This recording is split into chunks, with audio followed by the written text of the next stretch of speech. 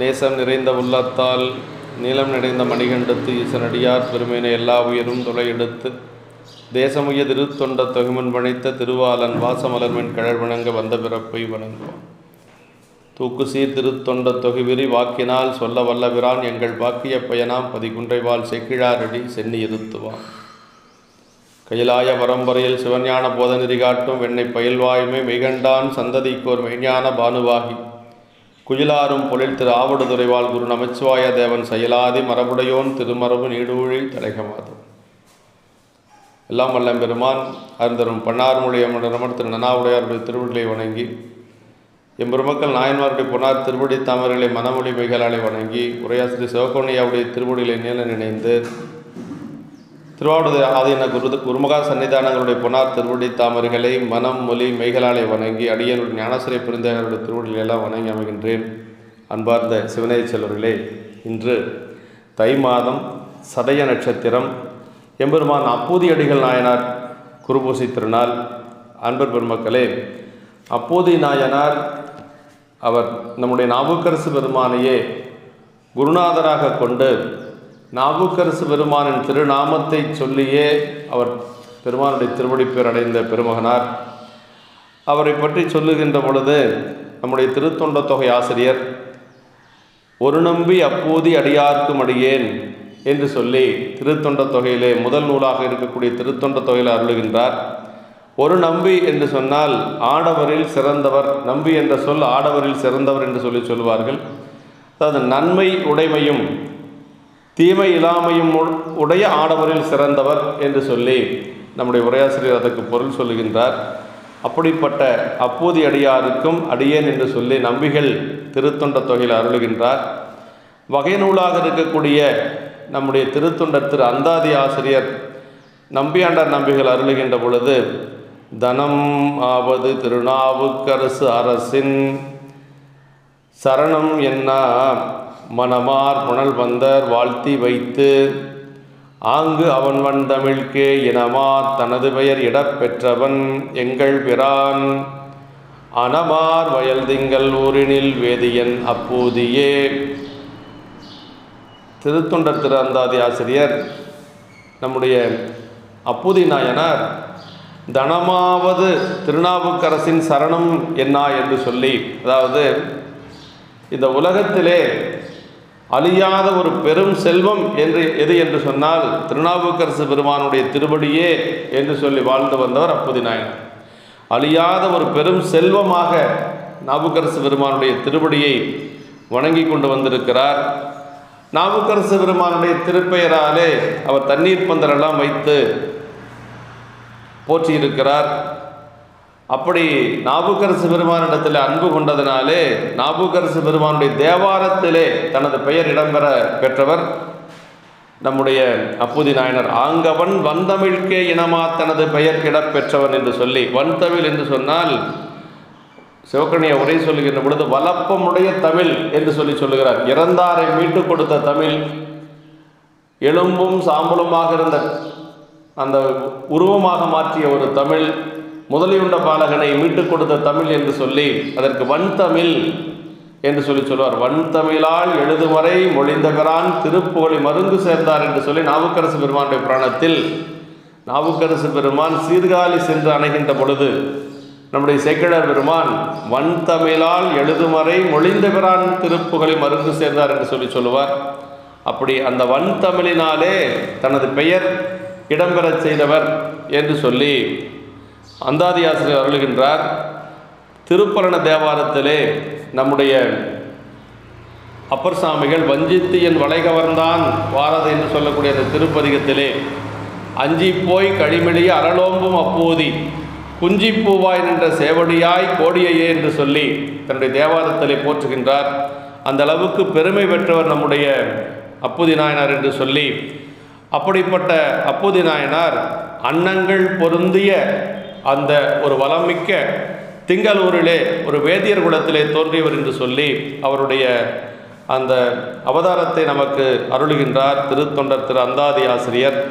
நம்முடைய தெய்வ சேக்கிழார் பெருமான் விரிநூல் என்று சொல்லக்கூடிய தொண்டர் புராணத்திலே 45 திருப்பாடல்கள் மூலமாக நமக்கு நம்முடைய நாயனாருடைய திருச்சரிதத்தை எடுத்து இயம்புகின்றார்.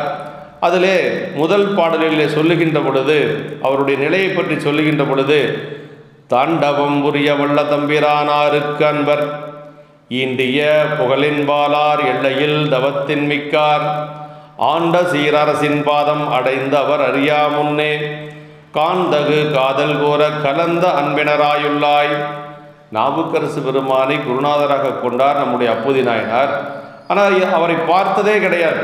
இருவரும் ஒருவரை ஒருவர் பார்த்தது இல்லை. ஆனால் ஒருவரை பார்க்காமலே அவரை குருநாதராக கொண்டது தான் அவருடைய பெரும் சிறப்பு. இதில் முதல் பாடலிலே முதல் வரியிலே தாண்டவம் புரிய வல்ல தம்பிரானாருக்கு அன்பர் என்று சொல்லி அவருடைய ஒரு நிலையை சொல்லுகின்றார். தம்பிரானாருக்கு சிவபெருமானுக்கு அன்பர் அப்படின்னா அவர் அடியார்களுக்கும் அவர் அன்பர். ஏன்னா சிவபெருமானுக்கு அன்பர், சிவபெருமானுக்கு அன்பராக இருக்கக்கூடிய நாவுக்கரசு பெருமானுக்கும் அவர் அடியாராக இருந்தார். அதான் நம்முடைய சாத்திரத்திலே சொல்லுகின்ற பொழுது சிவஞான சித்தியாரிலே ஈசனுக்கு அன்பில்லார் அடியவர்க்கு அன்பில்லார் எவ்வுயிர்க்கும் அன்பில்லார் தமக்கும் அன்பில்லார் என்று சொல்லி நமக்கு சித்தியார் சொல்லும். அப்படின்னா யார் ஒருவருக்கு பெருமான் மீது அன்பு இருக்கிறதோ அவர்களுக்கு அடியார்கள் மீது கண்டிப்பாக அன்பு இருக்கும். அடியார்கள் மீது அன்பு இருக்கக்கூடியவர்களுக்கு பெருமான் மீது அன்பு இருக்கும். ஒருவர் சிவபெருமான் மீது எவ்வளவு அன்பு வைத்திருக்கிறார் என்பதை அளக்கக்கூடிய ஒரு அளவுகோல் என்ன என்று சொன்னால், அவர்கள் அடியார்கள் மீது எவ்வளவு அன்பு வைத்திருக்கிறார்களோ அதுதான் அளவுகோலாக பெரியவர்கள் சொல்லுவார்கள். அப்படி தம்பிரானாருக்கு அன்பர் அப்படிங்கிறதுனால அவர் அரசுகளுக்கும் அடியாராக இருந்தவர் என்று சொல்லுகிறார்.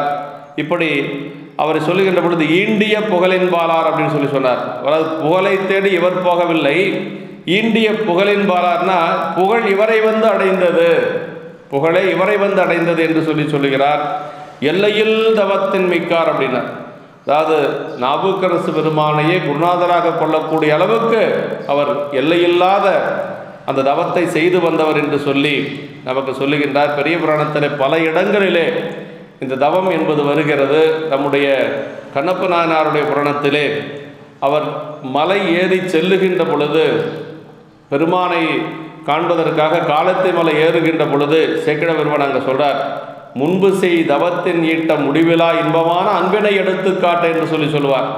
அப்படின்னா போன பிறப்பில் செய்த ஒரு தவம் அவர் பெருமானிடத்தில் இவ்வளவு அன்போடு இருக்கிறார் என்று சொல்லுவார். அதே மாதிரி நம்முடைய ஏயர்கோன் கலிக்காம நாயனார் புராணத்திலே நம்பிகள் சங்கிலியாரை இறைவனிடத்தில் கேட்கின்ற பொழுது ஒற்றியூர் பெருமான் சங்கிலியிடத்திலே சொல்லுகின்ற பொழுது சொல்லுவார், சாரும் தவத்து சங்கிலிகள் மேறுவரையும் மேம்பட்ட தவத்தான் என்று சொல்லி சுந்தரரை அவருக்கு அறிமுகப்படுத்துகின்ற பொழுது, நீயும் தவமுடையவள்தான், ஆனாலும் சுந்தரன் எப்படிப்பட்ட தவமுடையவன் என்று சொன்னால் இமயமலையை விட தவம் செய்தவன் என்று சொல்லி மேறுவரையும் மேம்பட்ட தவத்தான் என்று சொல்லி இறைவனே அங்கு சுந்தரரை அதுபோல சொல்லுவார். அதே மாதிரி கண்ணப்ப நாயனாரை பற்றி சொல்லுகின்ற பொழுது இன்னொரு இடத்துல சொல்வார், சார்வரும் தவங்கள் செய்து முனிவரும் அமரர் தாமும் கார்வரை அடைவி சேர்ந்தும் காணுதற்கறியார் தம்மை ஆர்வமும் பெருக ஆறா அன்பினில் கண்டு கொண்டே நேர் பெற நோக்கி நின்றார் நீலிருள் நீங்க நின்றார் என்று சொல்லி நாயனார், அதாவது பெரிய தவங்களெல்லாம் செய்த முனிவர்கள் தேவர்கள் எல்லோரும் காண முடியாத அந்த பெருமானை கண்ணப்ப நாயனார் அன்பின் மூலமாகவே கண்டுகொண்டார் என்று சொல்லி நமக்கு அந்த புராணத்திலே நமக்கு அருளுகின்றார். இப்படி முற்செய் தவங்களால் மேம்பட்டவர் என்று சொல்லி நம்முடைய அப்பூதி நாயனாரை சொல்கிறார். ஏன்னா நமக்கு இந்த பிறப்பிலே நாம் இந்த சிவ வழிபாட்டில் இருப்பதற்கு, இந்த சரியை கிரிய யோக நெறியிலே நின்று நாம் பணி செய்வதற்கு முன்னை தவம் வேண்டும் என்று சொல்லி நமக்கு சிவஞான போதத்திலையும் நமக்கு மெய்கண்டார் அருளுகின்றார்.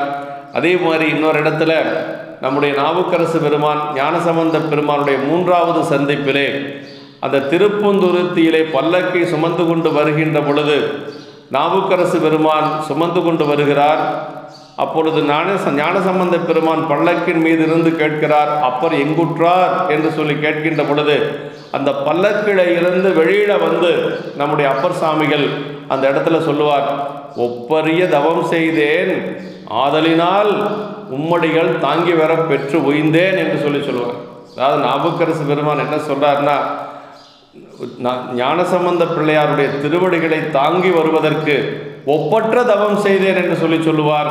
அது மாதிரி நமக்கு இந்த பிறப்பிலே கிடைக்கக்கூடிய நலன்கள் எல்லாமே போன பிறப்பிலே நாம் செய்த ஒரு தவம்தான் அதற்கு துணை என்று சொல்லி, துணையாக இருந்தது என்று சொல்லி நமக்கு சில தவத்தின் மிக்கார் ஆதலின் அரசின் பாதத்தை அறியாமுன்னே அடைந்து அன்பினரானார் என்று சொல்லி, அதாவது ஆண்ட அரசின் பாதம் அடைந்தவர் அவர் அறியாமுன்னே காண்தகு காதல் கோர கலந்த அன்பினராய் உள்ளார் என்று சொல்லி, காண்தகு காதல் கோர என்று சொல்லி சொல்றார். அப்படின்னா இவர் இதுவரைக்கும் பார்த்ததே கிடையாது நாவுக்கரசு பெருமான் என்று அவருடைய தொண்டை பற்றி அவர் அறிந்து வைத்திருக்கிறார். நாவுக்கரசு பெருமான் என்ற நாமம் அவருக்கு தெரிகிறது. ஆனால் அவர் பார்ப்பதற்கு முன்பாகவே அவரிடத்திலே மிகுந்த அன்புடையவராக இருந்தார் என்று சொல்றார். காண்தகு காதல் கூற கலந்த அன்பினராய் உள்ளார் என்று சொல்றார். இந்த இடத்துல நம்முடைய நாவுக்கரசு பெருமான் தில்லையம்பதியில் பணி செய்து கொண்டிருக்கின்ற பொழுது, தில்லையம்பதியில் உளவாரப் பணிகள் எல்லாம் செய்து கொண்டு அங்கே பெரிய திருத்தாண்டகம் என்று சொல்லக்கூடிய அந்த திருத்தாண்டகத்தை அருளி அங்கு இருக்கின்ற பொழுது தான் ஞானசம்பந்த பிள்ளையாரை பற்றி அடியார் பெருமக்கள் அங்கே சொல்லுகிறார்கள். அது வரைக்கும் ஞானசம்பந்த பெருமானை பற்றி அவருக்கு தெரியாது. ஞானசம்பந்த பெருமானை சொல்கிறாங்க அவருடைய பெருமைகளை. 3 வயது பிள்ளை உமையம்மணியினுடைய திருமுலைப்பால் உண்டு ஞானம் பெற்று பல அற்புதங்களை செய்து கொண்டு வருகிறது என்று சொல்லுகின்ற பொழுதே அவருக்கு மனசுக்குள்ள அந்த குழந்தைய போய் அவர் திருவடியை வணங்கணும்னு நினைக்கிறார். அது போய் பார்க்கணும்னு நினைக்கலையா. சேக்கிழார் பெருமான் அந்த இடத்தை நமக்கு சொல்லுகின்ற பொழுது, கடையுகத்தில் ஆலையின் மேல் மிதந்ததிரு கலுமலத்தில் விடையுகைத்தார் திருவருளால் வெப்பரையன் பாவை அடைய நிறை சிவம்பெருக வளர்ஞானம் குலைத்தூட்ட அமுது செய்த உடையமறை பிள்ளையார் திருவார்த்தை அடியார்கள் உரைப்ப கேட்டார் என்று சொல்லி, அது ஞானசம்பந்த பெருமானை பற்றி சொல்லுகின்ற பொழுது திருவார்த்தை என்று சொல்றார். இறைவனை பற்றிய வார்த்தைகள் தான் திருவார்த்தை. ஆனால் பெரிய புராணத்தில் ஞானசம்பந்தரை பற்றி சொல்லுகின்ற பொழுது இந்த இடத்துல உடையமறை பிள்ளையார் திருவார்த்தை அடியார்கள் உரைப்ப கேட்டார் என்று சொல்றார். அதே மாதிரி நாவுக்கரசு பெருமானை பற்றி சொல்லுகின்ற பொழுது நம்முடைய திருப்புகலூரில் சொல்லுகின்ற பொழுது நாவுக்கரசு என்னும் நல்ல திருவார்த்தை என்று சொல்லி, இங்கே திருவார்த்தை என்கிறார், அங்கே நாவுக்கரசு பெருமானை பற்றி சொல்லுகின்ற பொழுது நல்ல திருவார்த்தை என்று சொல்லுவார். திருவார்த்தை என்று திருவாசகத்தில் ஒரு பதிகமே நம்முடைய மணிவாசக பெருமான் போற்றியிருக்கிறார். இறைவனுடைய அருளி செயல்களை சொல்லி போற்றியிருக்கிறார். அது மாதிரி இங்கே அடியார்களுக்கும் அந்த பெருமை உண்டு என்று சொல்லி சேக்கிழார் பெருமான் திருவார்த்தை என்றும் அதே மாதிரி நல்ல திருவார்த்தை என்றும் நம்முடைய 2 பெருமக்களையும் போற்றி அருளியிருக்கிறார் என்று சொல்லி, அப்படி அந்த நாவுக்கரசு பெருமான் ஞானசம்பந்த பிள்ளையாருடைய பெருமைகளை கேட்ட உடனே அவருக்கு என்னாச்சு அப்படின்னா, காளியவர் பெருந்தகை சீர் கேட்டலுமே அதிசயமாம் காதல் கோரனார் சேக்கிழார் பெருமான்.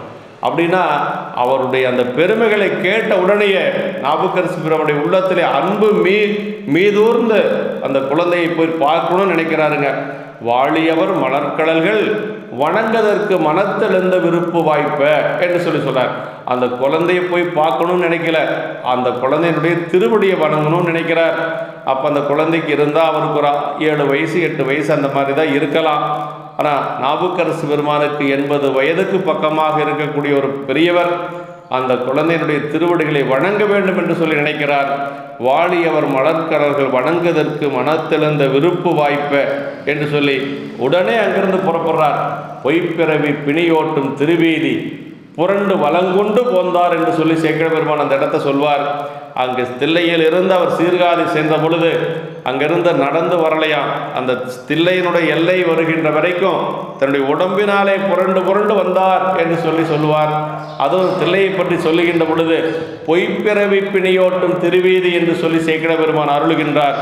நம்முடைய பிறவியை நீக்கக்கூடிய அளவுக்கு அந்த தில்லையினுடைய திருவீதிகளை வணங்கினாலே நம்முடைய பிறவி நீங்கும் என்று சொல்லி சேக்கிழார் பெருமான் அங்கே அருளுகின்றார்.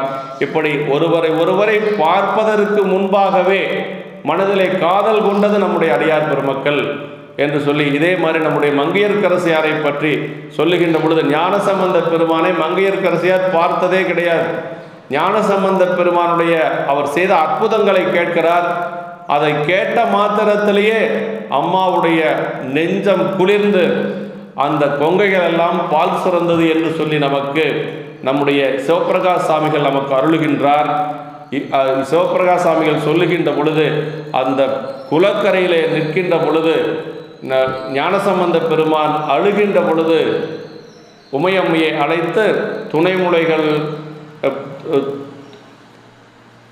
துணைமுலைகள் பொழிகின்ற இன்னடிசில் பொன்வல்லத்து கறந்து ஊட்டு என்று சொல்லி இறைவன் சொல்லுகின்ற பொழுது, அம்மா 2 தனங்களில் இருக்கக்கூடிய அந்த பாலை பொற்கிண்ணத்திலே கறந்து கொடுத்து அவர் ஞானம் பெற்றார் என்று சொல்லி நமக்கு புராணத்திலே சொல்லப்படுகிறது. இந்த செய்தியை கேட்குறாங்க மங்கையர்க்கரசியார். கேட்ட உடனே அம்மாவுடைய தனம் சுரந்தது என்று சொல்லி நமக்கு சொல்றார். இலை படர்ந்த பொய்கை எடுத்து அழுதல் கண்டு முலை சுரந்த அன்னையோ நின் நிலை விளம்ப கொங்கை சுரந்த அருட்கோம்புகளை சம்பந்தா இங்கு உயர்ந்தால் யார் சொல் எனக்கு என்று சொல்லி சிவப்பிரகாஷ் சாமிகள் நமக்கு அந்த இடத்தில் அருளுகின்றார் என்று சொன்னால், அப்போ ஒருவரை ஒருவர் பார்க்காமலே அன்பு கொள்வது அப்படிங்கிறது நமக்கு பெரிய புராணத்தில் பல இடத்திலே நாம் பார்க்கின்றோம். அப்படிப்பட்ட நம்முடைய அப்பூதி நாயனார் அவருடைய பண்புகளை பற்றி சொல்லுகின்ற பொழுது, களவு, பொய், காமம், கோபம் முதலிய குற்றம் காய்ந்தார். வளமிகு மனையின் வாழ்க்கை நிலையினார் மனைப்பால் உள்ள அளவைகள் நிறைகோள் மக்கள் ஆவோடு மேதி மற்றும் உளையலாம் அரசின் நாமம் சாற்றுமவ் ஒடுகலாற்றார் என்று சொல்லி அவர் களவு, பொய், காமம், கோபம் இது போன்ற குற்றங்களை எல்லாம் நீக்கியவர் என்று சொல்லி சேக்கிழார் பெருமான் நமக்கு அருளுகின்றார்.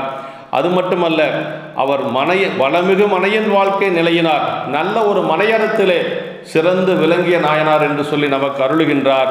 அப்படி அவர் மனைப்பால் உள்ள அளக்கக்கூடிய அளவுகோல்கள், நிறைகோல், அங்கு இருக்கக்கூடிய குழந்தைகள், மாடுகள், எருமைகள் என்று சொல்லி அங்கு இருக்கக்கூடிய அத்தனை பொருள்களுக்கும் திருநாவுக்கரசு நாயனாருடைய திருநாமத்தையே சாற்றி அவர் ஒழுகி வந்தார் என்று சொல்லி எல்லா பொருள்களுக்கும், குழந்தைகளுக்கு மூத்த திருநாவுக்கரசு, இளைய திருநாவுக்கரசு, மாடுகளுக்கு திருநாவுக்கரசு, மேதிகளுக்கு திருநாவுக்கரசு, அளக்கக்கூடிய அளவைகள் படி முதலான அளவைகளுக்கு திருநாவுக்கரசு, தராசுக்கு திருநாவுக்கரசு, இப்படி எல்லாம் திருநாவுக்கரசு திருநாவுக்கரசு என்ற அந்த பெயரையே சாற்றி வாழ்ந்து வருகிறார்.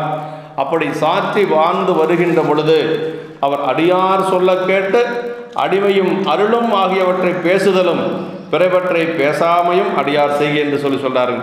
அதாவது வாக்கின் வேந்தர் அடிமையும் தம்பிரானார் அருளும் கேட்டு அவர் நாமத்தால் அவர் அன்பு கொண்டார். அப்படின்னா அந்த அடியார்கள் சொல்ல கேட்டு நாயனார் அவருடைய அடிமையும் அவருக்கு பெருமான் செய்த அருளையும் ஆகியவற்றை பேசுவதும் பிறவற்றை பேசாமையும் அடியார் செய்கை என்று சொல்லி அடியார்கள் நாயன்மார்களுடைய பெருமைகளை மட்டும்தான் பேசுவார்கள் என்று சொல்லி நமக்கு இதில் அருளுகின்றார்.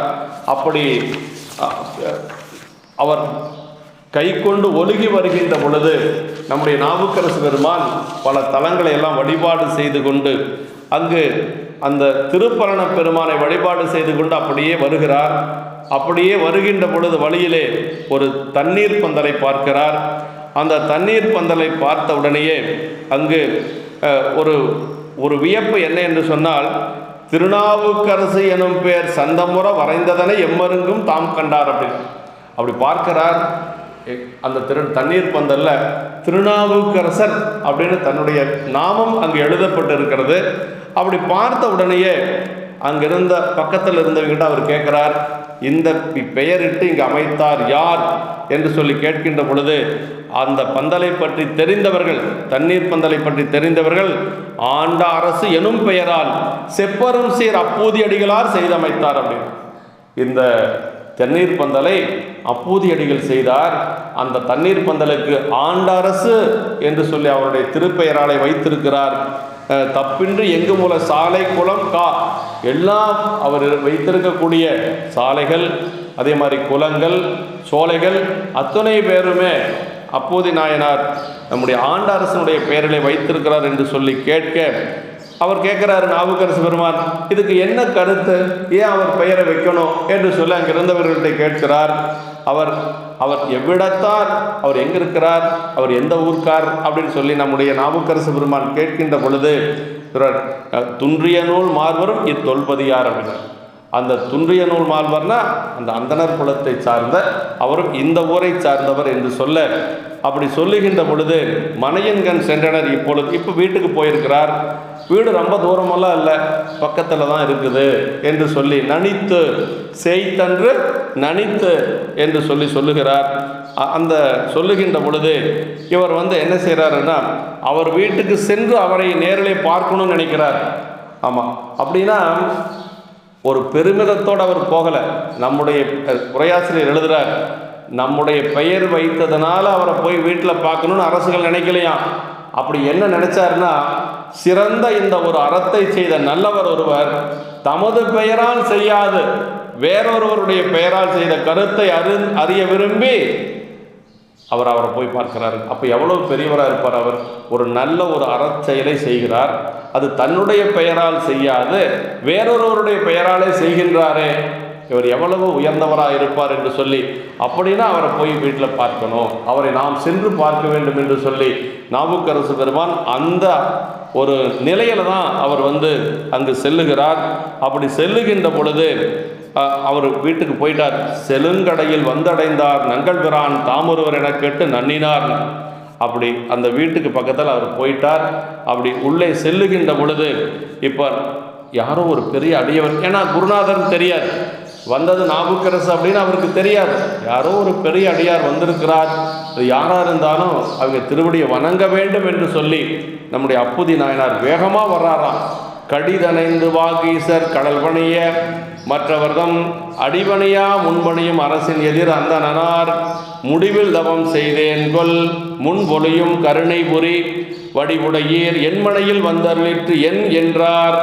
அதாவது கடிதணைந்து வாகீசர் கடல் பணிய மற்றவர்தம் அடிபணியா முன்பணியும் அரசு.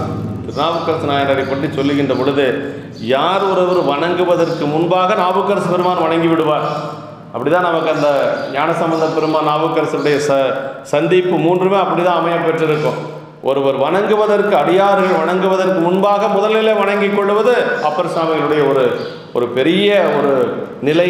அப்படி இருக்கக்கூடிய நாவுக்கரசு பெருமானை நம்முடைய அப்புதி நாயனார் வாகீசர் கடல் பணிய மற்றவர்தம் அடிபணியாம் அரசின் எதிர் அந்தனார் போய் அவர்கிட்ட பணிந்து போய் நின்று சொல்றார், முடிவில் தவம் செய்தேன் கொல் முன்பொழியும் கருணை புரி வடிவுடையேன். நான் என்ன தவம் செய்தேன், என்னுடைய தவமே நிறைவாகக்கூடிய அளவுக்கு நீங்கள் இங்கே எழுந்தருள் செய்திருக்கிறேன். முன்பொழியும் கருணை புரி வடிவுடைய, உங்களுடைய வடிவம் எப்படி இருக்குது என்று சொன்னால் கருணையுடைய வடிவம் என்று சொல்லி அந்த என் மனையில் வந்தருளிற்றேன். சாமி, இவ்வளவு கஷ்டப்பட்டு என்னுடைய மனைக்கு வந்திருக்கிறீங்களே என்று சொல்லி அவரை வினவுகின்றார். இந்த இடத்துல நம்முடைய மானக்கஞ்சார நாயனார் புராணத்தில் சொல்லுகின்ற பொழுது அவரை பற்றி பணிவுடைய வடிவுடையார் என்று சொல்லி சேக்கிழார் பெருமான் சொல்வார். மானக்கஞ்சார நாயனாருடைய வடிவமே எப்படி இருக்குது அப்படின்னா, பணிவுக்கு ஒரு வடிவம் சொன்னால் மானக்கஞ்சார நாயனார், அன்பிற்கு ஒரு வடிவம் சொல்லணும்னா கண்ணப்ப நாயனார், இப்படி பணிவுடைய வடிவுடையார் என்று சொல்லுவார். அதே நம்முடைய சைவ சித்தாந்த சாத்திரம் சொல்லுவது அதுதான். நேயம் மலிந்தவர் வேடமும் ஆலயம் தானும் அரண்யன தொழுவே என்று சொல்லுவது 12ஆம் சூத்திரம். அது மாதிரி நம்முடைய நாவுக்கரசு பெருமான் அப்படித்தான். தில்லையம்பதியில் இருந்து அங்கு சீர்காழி செல்லுகின்ற பொழுது, சீர்காழி சென்று எப்படி அவரை வணங்கினார், ஞானசம்பந்த பெருமானை அவர் திருவடி எப்படி வணங்கினார் அப்படிங்கிறத சேக்கிழார் பெருமான் நமக்கு சொல்றாருங்க.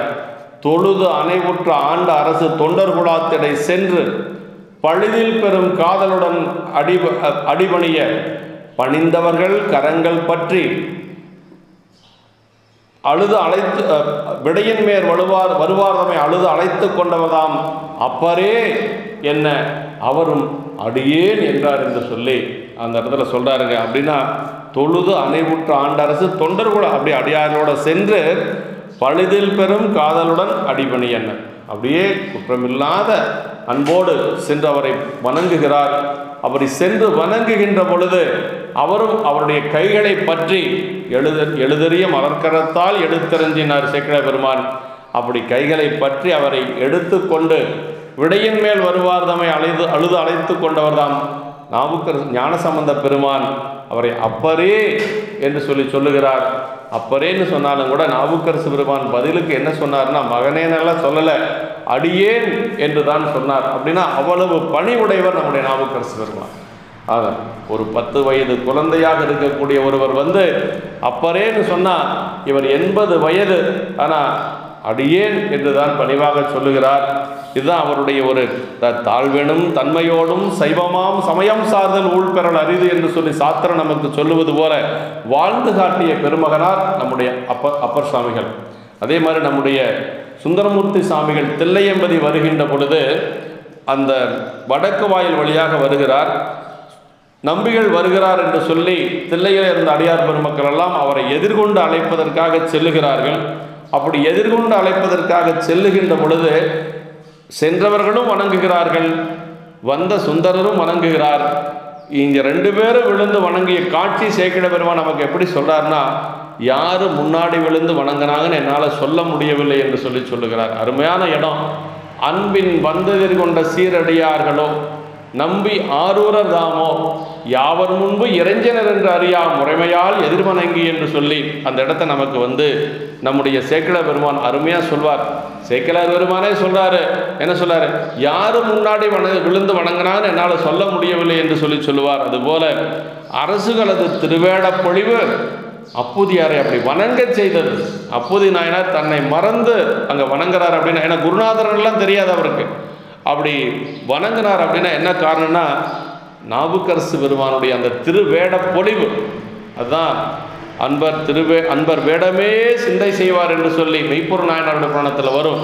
அது மாதிரி நாவுக்கரசு பெருமானுடைய திருவேடம்தான் பத்தர் திருவேடம் என்று சொல்லுவதற்கு நம்முடைய மாதவ சிவஞான முனிவர் மாபாடியத்தில் எடுத்துக்கொண்டது நாவுக்கரசு பெருமானுடைய திருவேடத்தை தான் எடுத்துக்கொள்கிறார். தூய வெந்நீர் துதைந்த பொன் மேனி என்று சொல்லக்கூடிய திருப்பாடல், சிந்த இடையரான்பும் திருமேனி தன்னில் அசைவும் என்று சொல்லக்கூடிய திருப்பாடல், மார்வார பொலிகண்ணீர் மலைவாரும் திருவடிவும் மதுரவாக்கில் என்று சொல்லக்கூடிய இந்த 3 இடங்களைத்தான் நம்முடைய மாதவ சிவஞான முனிவர் பத்தர் திருவேடம் என்பதற்கு மேற்கோளாக எடுத்துக்கொள்ளுகிறார். அந்த அளவுக்கு வேடத்தினுடைய சிறப்பை இந்த உலகுக்கு காட்டிய பெருமை நம்முடைய நாவுக்கரசு பெருமானுக்கு உண்டு என்று சொல்லி அந்த வேட பொழிவுதான் நம்முடைய அப்புதி நாயனாரை வணங்க செய்தது என்று சொல்றார். அப்படி கேட்கின்ற பொழுது நாவுக்கரசு பெருமான் சொல்லுகிறார், நான் திருப்பரணத்து பெருமானை வழிபாடு செய்து கொண்டு இந்த வழியாக வந்தோம். அப்படி வருகின்ற வழியிலே நீர் வைத்த அந்த தண்ணீர் பந்தலை எல்லாம் கண்டோம். அதை கண்டு நாம் இங்கு வந்து அணைந்தோம். அப்படி அணைந்தோம் என்று சொல்லி மீண்டும் சொல்றார் நாவுக்கரசு பெருமான், ஆரணியும் சடைமுடையார் அடியாருக்கு நீர் வைத்த ஈரில் பெறும் தண்ணீர் பந்தலில் நூம்பேர் எழுதாதே வேறொரு பேர் முன்னெழுத வேண்டிய காரணம் என்கொல் கூறும் என எதிர்மொழிந்தார் கோதில் மொழி கொற்றவனார் அப்படின்னா. ஆரணியும் சடைமுடியார் அடியாருக்கு, இந்த இடத்துல தண்ணீர் பந்தல்னா பொதுவான எல்லாரும் வர மாதிரி தான் வைப்பாங்க. ஆனால் அடியாருக்கு அப்படின்னு சொன்னது ஒரு சிறப்பு. ஏன்னா நம்முடைய தொண்டர் புராணம் என்று சொல்லுவது வந்து சிறப்பு நூல், அடியார்களை சிறப்பு செய்யக்கூடிய நூல். அதனால் அடியார்க்கு என்று சொல்லி இந்த இடத்துல தண்ணீர் பந்தல் கூட நாவுக்கரசு என்ன சொல்லாரு, யார் வந்தாலும் தண்ணீர் கொடுப்பாங்க, ஆனால் அடியார்க்கு என்று சொல்லுவது ஒரு சிறப்பு. ஆரணியும் சடைமுடியார் அடியாருக்கு நீர் வைத்த, அது நம்முடைய திருவேலிமல்லையில் பஞ்சத்தை போக்குகின்ற பொழுது அப்போ என்ன சொல்லுவாங்கன்னா, அதாவது இறைவனுடைய அடியார் பெருமக்களுக்கு அப்படின்னு சொல்லுவாங்க. 2 அடியார் பெருமக்களுக்கு 2 பொழுதும் பறை நிகழ்த்தி சொல்லால் சாற்றி சோரிட்டார் துயர்வூர் வறுமை தொலைத்திட்டார் என்று சொல்லி அங்கு அல்லார் கண்டத்து அண்டர்பிரான் அருளால் பெற்ற படிக்காசு பல்லாறு என்ற வலம் பெருக பரமன் அடியாரானார்கள் எல்லாம் எய்தி உண்க என்று 2 பொழுதும் பறை நிகழ்த்தி என்று சொல்லி சேக்கிழ பெருமான் அந்த இடத்துல பரமன் அடியார் ஆனார்கள் எல்லாம் எய்தி உண்க என்று, அதாவது நம்முடைய தொண்டர புராணம் அடியார்களுக்கு அவர்களை சிறப்பு செய்தது நம்முடைய தொண்டர புராணம். இந்த இடத்துல தண்ணீர் பந்தல் கூட அடியார்க்கு நீ வைத்த ஈரில் பெறும் தண்ணீர் பந்தரில் என்று சொல்லி அப்படி வச்சிருக்கிறீங்க நீங்கள் தண்ணீர் பந்தல், அதில் உங்களுடைய பெயரை எழுதாது வேறொரு பேர் முன் எழுத வேண்டிய காரணம் என்கொள். வேறொரு பேர் அப்படின்னு சொன்னது, அதாவது இவருக்கு வந்து அவர் கேட்கிறார் அப்புதி நாயனார், இப்போ வந்து தன்னுடைய குருநாதரை வேறொரு பேர்னு சொன்னதுனால அவருக்கு கொஞ்சம் கோபம் வரப்போகுது. ஆமாம், அதனால் இப்போ என்ன சொல்லார்னா கோதில் மொழி கொற்றவனார்னு இவரே சொல்லிடுறார். கோதில் மொழி கொற்றவனார்னா அப்போதியார் அன்பு பற்றி வெகுழ்வதற்கு ஏதுவாயின ஏனும், அதாவது அப்போதி நாயனார் நாவுக்கரசு பெருமான் மீது வைத்திருந்த அன்பின் காரணமாக அவருக்கு கொஞ்சம் கோபம் வருது. இப்போ தன்னுடைய குருநாதரையே வேறொருவர் சொல்லிட்டாரே என்று சொல்லி அப்படி கோபம் வந்தாலும் அவ்வாறு தீங்கு புரியாத மொழிகள், குற்றத்தை இல்லையாக செய்யும் மொழிகள் என்று சொல்லி, அதான் அப்படி இருந்தாலும் கூட அவர் குற்றமில்லாத மொழியை சொல்லக்கூடாத கோதில் மொழி கொற்றவனார் என்று சொல்லி சொல்றாருங்க. அதாவது வேறொருவர் அப்படின்னு சொல்லி சொன்னதுக்கு பெருமானே இவரை என்ன சொல்றார் அப்படின்னா, முதல் பதிகம் பாடிய உடனேயே இந்த திருநாவுக்கரசு அப்படிங்கிற பெயர் இந்த 7 உலகத்திலையும் கேட்கணும்னு நினைக்கிறார். கூற்றாயினவாறு பதிகம் பாடிய உடனே, அது வரைக்கும் அவருடைய பெயர் மருள் நீக்கியார். கூற்றாயினவாறு பதிகம் பாடி முடித்த உடனேயே நாவுக்கரசு பெருமான் என்று சொல்லியது அங்கே இருக்கக்கூடிய அதிக வீரட்டானத்து பெருமான் தான். பாவுற்றலர் செந்தமிழின் சொல்வள பதிகத்தொடை பாடிய பான்மையினால் நாவுக்கரசு என்னும் நல்ல நாமம் உலகு ஏழினும் நயப்புறம் அண்ணுக என்று சொல்லி நம்முடைய நாவுக்கரசு அப்படிங்கிற அந்த பெயர் இறைவனால் சொல்லப்பட்டது. அந்த திருப்பெயரை இவர் வேறொரு பெயர் என்று சொல்லி சொன்னது நம்முடைய அப்போதி நாயனார் கொஞ்சம் தாங்க முடியலை. அப்படி கேட்ட உடனேயே நின்ற மறையோர் கேளா நிலையழிந்த சிந்தையராய் நன்றருளி செய்திலீர் நானிலமன் பதகருடன் ஒன்றிய மன்னவன் சூழ்ச்சி திருத்தொண்டின் உரைப்பாலே வென்றவர்தம் திருப்பேரோ வேறொரு பேர் என வெகுழ்வார் என்று சொல்லி சொன்னார். அப்படின்னா நின்ற மறையோர் அப்போதி நாயனார் அதை கேட்ட உடனே நிலையடைந்த சிந்தையராய் அப்படின்னார். அப்படின்னா அடியார் பெருமக்கள் எப்பொழுதும் கோபம் அதெல்லாம் வரக்கூடாது, பொறுமையாகத்தான் இருக்கணுமா. எவ்வளவு பெரிய துன்பம் வந்தாலும் சரி, மலையே வீழினம் நிலையில் கலங்காய் என்று சொல்லுவாங்க. அது மாதிரி அந்த சிவனடியார்கள் பொறை முதலிய நிலையில் நின்றும் எக்காலத்திலும் அலையலாகாது. அடியார்கள் முன்பு எப்படி இருக்கணும்னா, ஆசையோடும் அடியார்கள் முன்பு ஆசையோடும் அடியாரை அடைந்திட்டு அவர் கருமம் உன் கருமமாக செய்து கூசி மொழிந்து அருள்ஞான குறியில் நின்று கும்பிட்டு தட்டமிட்டு கூத்தாடி தெரிய. இதான் சிவஞான சுத்தியார் சொல்லக்கூடிய அடியார்களிடத்திலே நல்ல அன்புடையவர்கள் நடந்து கொள்ளக்கூடிய முறை. ஆனால் இந்த இடத்துல ஏன் நிலை அழிந்தார் அப்படின்னா, அதுக்கு காரணம் என்ன அப்படின்னு கேட்டால், அதாவது நாவுக்கரசு பெருமானை அவர் வேறொருவர் பெயர் என்று சொல்லியது சிவ நிந்தனையாக நினைக்கிறார். அதை நாவுக்கரசு பெருமானுடைய அப்படி சொன்னதுனால, அதாவது சிவ நிந்தனை என்று சொல்லி நினைக்கிறார். நந்தியம் பெருமான் ஐயாற்று பெருமான்கிட்ட வரம் கேட்பார். சிவ நிந்தனை, அதாவது வேத நிந்தனை சைவ நிந்தனை பொறா மனமும் என்று சொல்லி கேட்பார். அதாவது நிந்தனை சைவத்தையோ வேதத்தையோ நிந்தனை செய்கின்ற இடத்துல அதை உடனடியாக தட்டி கேட்கணுமா. அதனால் இதை சைவ நிந்தனை என்று சொல்லி நினைத்து, அதனால தான் அவருக்கு அந்த நிலை அழிந்தது. கொஞ்சம் கோபப்பட்டு பேசுகிறார். அதுவும் கூட கோபத்திலையும் கூட எப்படி பேசுகிறாருன்னா, நன்றருளி செய்திலீர் அப்படின்னாருக்கு. நீ தீங்கு சொன்னீர் அப்படின்னு சொல்லலை, நல்லது நீங்கள் சொல்லலை, நீங்கள் சொன்னது நல்லது இல்லைங்க. அதுவும் கூட ஏன்னா வேடத்தோடு இருக்கிறதுனால, நாவுக்கரசு பெருமான் வேடத்தோடு இருக்கிறதுனால அங்கே அந்த இடத்துலையும் கூட ஒரு கடுமையான சொல். அப்போது நாயனார் நிலை அழிந்தாலும் கூட வேடத்தை பார்க்கிறார், அதனால் கடுமையான சொல் சொல்லலையாம். நமக்கு உரையாற்றுறார் அப்படி சொல்கிறாருங்க. தீங்கு சொன்னீர் என்று சொல்லாது இப்படி சொல்லியது திருவேடத்தின்கண் அப்போதியார் அன்பு நிலை என்று சொல்றாருங்க. அந்த திருத்தொண்டின் உரைப்பாலே வென்றவர் அப்படின்னார். திருவடியினையே பற்றி கிடத்தல் என்று சொல்லி, அப்படி திருவடியவே திருத்தொண்டின் உரைப்புனா பெருமானுடைய திருவடியவே பற்றி கிடத்தல் அப்படின்னு சொல்றார். பெருமான் திருவடிக்கு கீழே எப்பொழுதும் வலுவாது இருந்தவர் நாவுக்கரசு பெருமான்.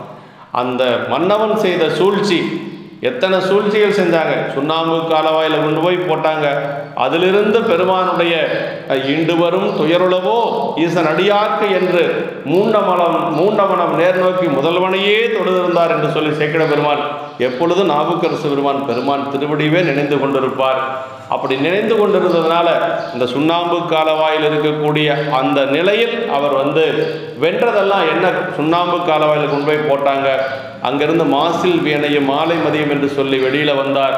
அதே போல அவருக்கு நஞ்சு கலந்த உணவு கொடுத்தார்கள், அதையும் பெருமான் அமிர்தமாக மாற்றினான். அதே போல யானையை விட்டு இடறச் செய்தார்கள். யானை அவரை வளமாக மண்டியிட்டு வணங்கி சென்றது. அதே போல அவருக்கு கல்லிலே கட்டி கடலிலே பாய்ச்சினார்கள். சொற்றுணை வேதியன் சோதிவானவன் என்று சொல்லக்கூடிய திருப்பதிகத்தை பாடி அஞ்செழுத்தையே அங்கு மந்திரமாக கொண்டு அங்கிருந்து மேலே வந்தார். இதையெல்லாம் எப்படி வென்றார் அப்படின்னா, அதற்கு விடை இங்கே தான் இருக்குதுங்க. திருத்தொண்டின் உரைப்பாலே வென்றவர் என்று சொல்றார். இதையெல்லாம் வென்றதுக்கு என்ன காரணம் நாவுக்கரசு பெருமானுக்கு என்று சொன்னால், திருத்தொண்டின் உரைப்பாலை வென்றவர்தம் பெயரோ வேறொரு பெயர் என்று சொல்லி வெகுழ்வார் என்று சொல்லி இந்த இடத்துல சொல்றார். அப்ப இதையெல்லாம் எப்படி வென்றார் அப்படின்னா, தொண்டினுடைய உரைப்பு என்று சொல்லி சொல்றார்.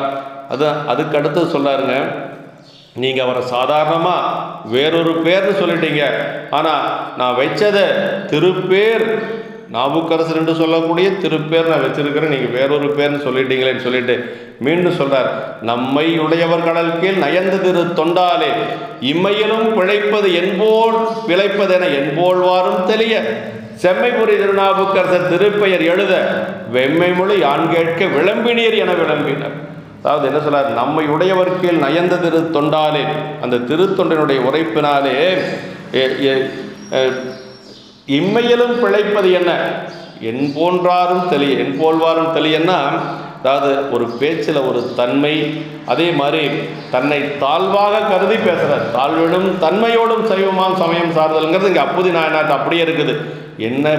என்ன மாதிரி இருக்கக்கூடியவங்க கூட கொஞ்சம் தெளிவடையும் பொருட்டாக செம்மைபுரி திருநாவுக்கரசர் திருப்பெயர், எவ்வளவு பேர் செம்மைபுரி திருநாவுக்கரசு, சிவத்தன்மை பொருந்திய திருநாவுக்கரசுன்னு நான் பெயர் வைத்திருக்கிறேன்.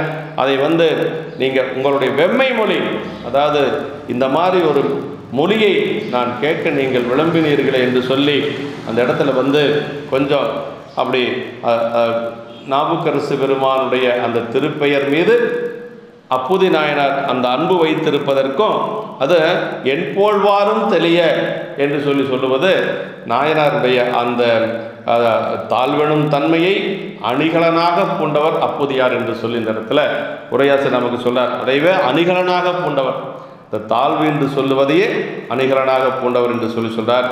இப்போ அதே மாதிரி அடுத்த பாட்டில் சொல்றார், பொங்கு கடல் கல்மெதப்பில் போந்தேறும் அவர் பெருமை அங்கணர்தம் புவனத்தில் அறியாதார் யாருளரோ மங்களமாம் திருவேடத்துடன் நின்று இவ்வகை மொழிந்தீர் எங்கு உறைவீர் நீர்தாம் யார் இயம்பு என எம்பினார் என்று சொல்லி, பொங்குகடல் கல்மிதப்பில் போந்தேறும் அவர் பெருமை என்று சொல்லி மன்னன் அவர் மன்னன் எப்படி அழைத்து கொண்டு வந்தார் அப்படின்னா, அந்த இவர் செய்த அந்த ஒரு செயலால் மன்னன் கொஞ்சம் வெறுப்படைந்து வயிற்று வலி நீங்க பெற்று சைவத்தில் சேர்ந்த உடனேயே தன்னுடைய அமைச்சர்களை அழைத்து மன்னன் சொல்றான்.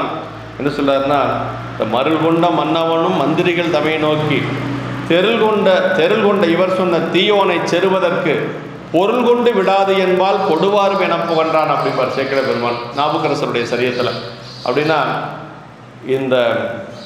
இந்த தீயவனை நாம் தண்டிப்பதற்கு நீங்கள் பத்திரமா கொண்டு வாங்க, பொருள் கொண்டு விட்டுறாதீங்க, பணத்தை வாங்கிட்டு அந்த குற்றவாளியை விட்டுறாதீங்க என்று சொல்லி அந்த காலத்திலேயே நமக்கு சேக்கிழ பெருமான் இந்த புராணத்தில் சொல்றார். அப்படி அழைத்து கொண்டு வர வேண்டும் என்று சொல்ல அவர் அதற்கு பிறகு அவருக்கு இந்த மாதிரி எல்லாம் தண்டனைகள் கொடுத்தாலும் அதை அவர் எப்படி வென்றார் அப்படிங்கிறது அதான் சொல்லாருங்க. ஆமாம், பொங்குகடல் கல்முதப்பில் போந்தேறும் அவர் பெருமை அங்கணர்தம் புவனத்தில் அறியாதார் யாரோரே, அப்படியே கல்லிலே கட்டி கடலிலே போடுகின்ற பொழுது அப்படியே மிதந்து வந்த ஒரு பெருமையுடையவர். அதை சேக்கிழ பெருமான் சொல்லுகின்ற பொழுது, இருவினை பாசமும் மலக்கள் ஆர்த்தலின் வருபவ கடலில் வீழ் மால்கள் ஏறிட அருளுமை அஞ்செழுத்த அரசினை ஒருகள் மேல் ஏற்றிடல் உரைத்தல் வேண்டுமோ என்று சொல்லி அங்கே சொல்வாருங்க. இருவினை பாசம் மும்மலக்கள் ஆர்த்தலின் வருபவ கடல் வீழ் மாக்கள் ஏறிட அருளுமை அஞ்செழுத்தினர்.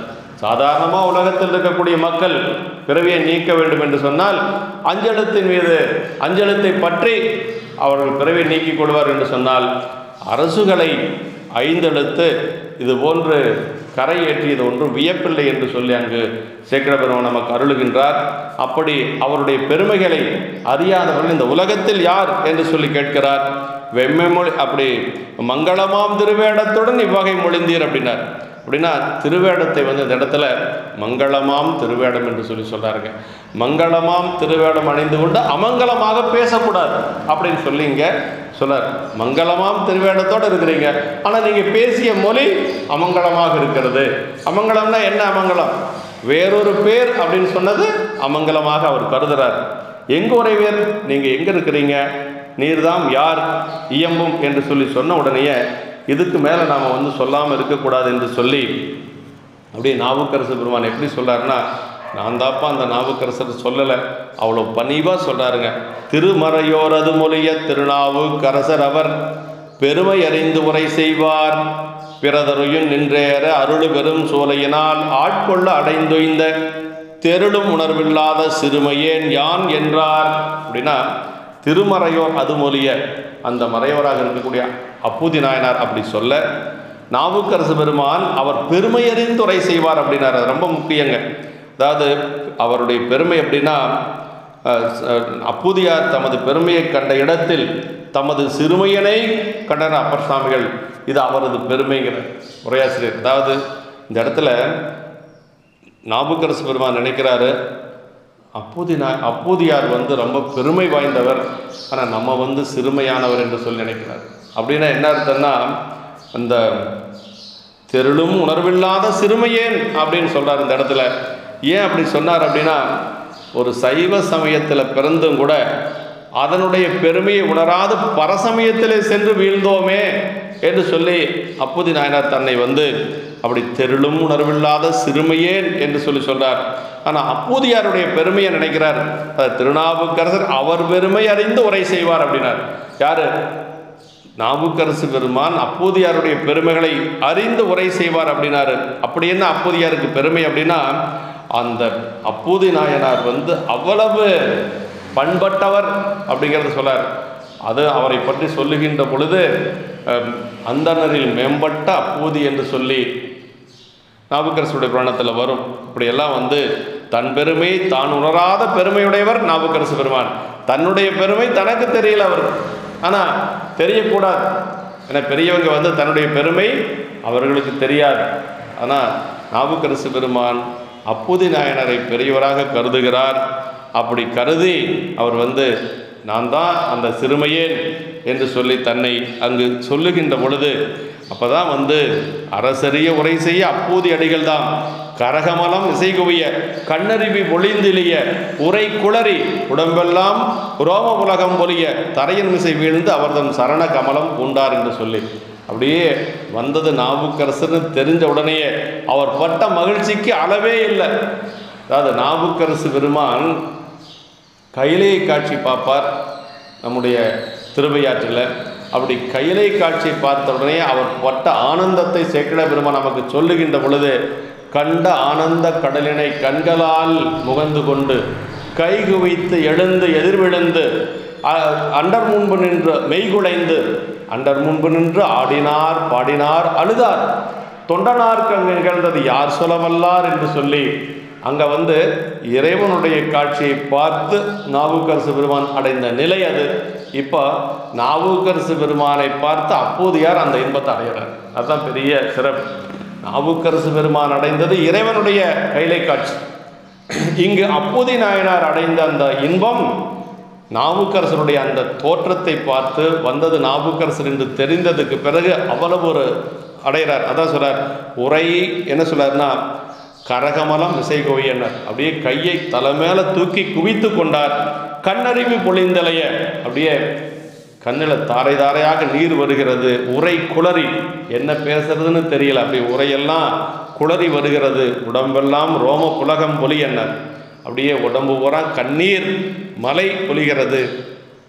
அப்படி உலங்கள் முன்னின்று கூத்தாடி அப்படியே ஆனந்தத்தில் கூத்தாடுறாராம். உற்ற விருப்புடன் சூழ ஓடினார் ஆடினார் அப்படின்னு பாருங்க. அதுவும் வந்து மற்றவரை எதிர்வணங்கி வாகீசர் எடுத்தருள அற்றவர்கள் அருநிதியம் பெற்றார் போல் அருமறையோர் குற்றம் உலம் கலிகூறனர். அப்படின்னா அற்றவர்கள் அருநிதியம் பெற்றார் போல் அப்படின்பாரு. இந்த இடத்துலங்க ஒன்றுமே வசதி இல்லாத ஒருவர், ஒரு செல்வமே இல்லாத ஒருவர் பெரும் செல்வம் கிடைச்சா எப்படி ஒரு வறுமையில் இருக்கக்கூடிய ஒருவருக்கு ஒரு பெரிய செல்வம் கிடைச்சா இப்படி இருக்கும், அது மாதிரி அந்த இன்பம் இருந்தது என்று சொல்லி ஒரு பெறத்தக்க ஒரு செல்வம் நமக்கு கையிலே கிடைத்தது போல அவர் மகிழ்ந்தார் என்று சொல்லி சொல்றார். முற்றமுலம் கலிகூர், அப்படியே உள்ளம் முழுக்க அவர் அந்த மகிழ்ச்சி பெருக்கில் இருந்தார். முன்னின்று கூத்தாடினார், உற்ற விருப்புடன் சொல்ல ஓடினார் பாடினார். அப்படி எல்லாத்தையும் அழைத்து கொண்டு வந்தார். அந்த உறவினர்கள் பக்கத்தில் இருக்கக்கூடியவர்கள் அத்துணை பேரை அழைத்து கொண்டு வந்து நாபுக்கரசு பெருமானை அமரச் செய்து அப்படியே அவருக்கு பாத பூசை செய்கின்றார். அப்படி பாத பூசை செய்து அவர் அந்த திருவடி விளக்கி அந்த நீரை தானும் தெளித்து கொண்டு மனை முழுக்க தெளிக்கிறார். வந்தவர்களுக்கு அதை ஒரு தீர்த்தமாக கொடுக்கிறார்.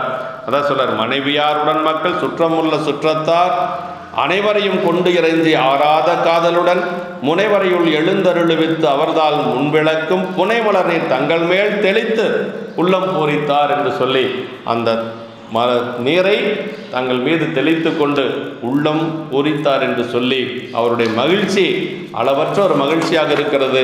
அப்படியே அவர் அந்த ஒரு ஆனந்தத்திலே திளைத்திருக்கிறார். அவருக்கு ஆசனத்தில் அமரச் செய்து அவருக்கு வாசனை திருநீற்று காப்பு ஏந்தி மனம் தலைப்ப தேசமுய்ய வந்தவரை திறமது செய்விக்கும் நேசமுற விண்ணப்பம் செய்ய அவரும் அது நேர்ந்தார் என்று சொல்லி தேசமுய்ய வந்தவரை, அதாவது நாவுக்கரசு பெருமான் இந்த உலகத்தில் அவதரித்தது இந்த உலகம் உய்வடையும் பொருட்டாக. நமக்கு சுந்தரரை பற்றி சொல்லுகின்ற பொழுது வருது, தேசமுய்ய திருத்தொண்ட தொகை முன்பணித்த திருவாளன் என்று சொல்லுவார். அதே மாதிரி இங்கே தேசமுய்ய வந்தவரை திறமது செய்விக்கும் நேசமுற விண்ணப்பம் செய்ய அவரும் அது நேர்ந்தார். சாமி, எங்களுடைய மனையில் நீங்கள் எழுந்தருளி இருக்கிறீங்க, அமுது செஞ்சு எங்களுக்கு நீங்கள் ஓய்வு கொடுக்கணும் பெருமானே அப்படின்னு சொல்கிறாங்க. அதே மாதிரி இளையான்குடி நாயனார் பொன்னத்தில் அமுது செய்விக்கு அழைக்கின்ற பொழுது கணவனாரும் மனைவியாரும் சென்று, நாயனாரும் அவரது மனைவியாரும் சென்று சொல்லுவாங்க, அழுந்திய இடரில் நீங்கி அடியனேன் உய என்பால் எழுந்தருள் பெரியோய் ஈண்டு அமுது செய்த அருக என்று தொழும்பனார் உரைத்த போதில் சோதியாய் எழுந்து தோன்ற செழுந்திரு மனைவியாரும் தொண்டரும் திகைத்து நின்றார் என்று சொல்லி சேக்கிழ பெருமான் அந்த இடத்துல சொல்வார். அப்படி உணவு உள்கொள்வதற்காக அழைக்கின்ற பொழுது பெருமான் அங்கு சோதி பிளம்பாக காட்சி கொடுப்பார். அதே மாதிரி இங்கே அப்படி விண்ணப்பம் செய்கின்றார்கள். அப்படி விண்ணப்பம் செய்த உடனேயே அவருக்கு அதற்கு அவர் இசைவு தெரிவிக்கிறார் நாவுக்கரசு பெருமான். அப்படி இசைவு தெரிவித்த உடனே அம்மையாரை பார்த்து சொல்றார், செய்தவர் இசைந்த போது திருமணையாரை நோக்கி எய்திய பேர் நம்பால் இருந்தவாறு நம்ம என்ன பேறு பெற்றிருக்க வேண்டும், நம்முடைய குருநாதர் நம்முடைய இல்லத்திலே அமுது எடுக்கக்கூடிய அளவுக்கு நாம் எய்திய பேர் நம்பால் இருந்தவாறு என்று சொல்லி அப்படி அமுதெல்லாம் அங்கு அவர்கள் தயார் செய்து கொண்டிருக்கிறார்கள். அமுது தயார் செய்து கொண்டிருக்கின்ற பொழுது நாயனாருக்கு அமுது படைப்பதற்கு வாழை இலை வேண்டும். அது எப்படி வாழை இலை வேணுங்கிறார்னா, பொன் குருத்தா இருக்கணுமா, நல்ல மஞ்சள் கலரில் இருக்கணுமா, அப்படி முத்தின இலையில போடக்கூடாதான். ஆமாம், குருநாதருக்கு அப்படி அமுது படைக்கணுங்கிறார். அதான் சேயவர் தம்மில் மூத்த திருநாவுக்கரசை வாளை மேய பொன் கொடுத்து கொண்டு வா என விரைந்து விட்டார் அப்படின்னார்.